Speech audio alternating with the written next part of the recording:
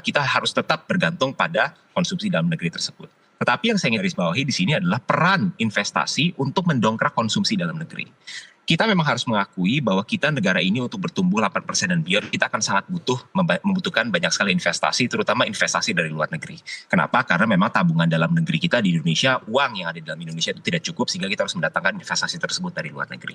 Nah, tetapi yang harus kita ingat adalah investasi-investasi yang datang itu akan melahirkan industri-industri baru yang akan melahirkan pekerjaan-pekerjaan baru juga. Jadi di sini ada domino effect di mana investasi tersebut pada satu sisi juga akan mendongkrak pertumbuhan ekonomi, tetapi di lain sisi itu akan menciptakan industri dan pekerjaan-pekerjaan baru yang berkualitas atau yang kita sebut sebagai high paying jobs.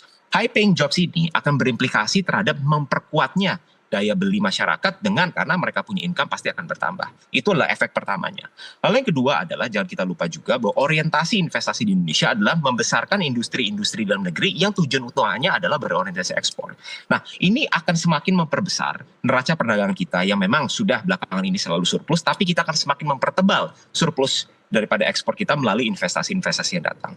Lalu masih berada di poin net ekspor di sini, Mas. Yang jangan kita lupa adalah komponen untuk menaikkan net ekspor itu ada dua komponen. Yang pertama adalah kita perbesar ekspornya, ya kan, yang akan datang melalui investasi. Tapi kedua, jangan lupa juga kita perlu mengecilkan impor-impornya. Nah, bagaimana garis bawahi di sini adalah peran investasi untuk mendongkrak konsumsi dalam negeri.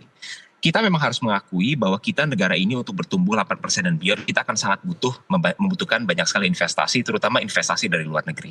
Kenapa? Karena memang tabungan dalam negeri kita di Indonesia, uang yang ada di dalam Indonesia itu tidak cukup, sehingga kita harus mendatangkan investasi tersebut dari luar negeri. Nah, tetapi yang harus kita ingat adalah investasi-investasi yang datang itu akan melahirkan industri-industri baru yang akan melahirkan pekerjaan-pekerjaan baru juga.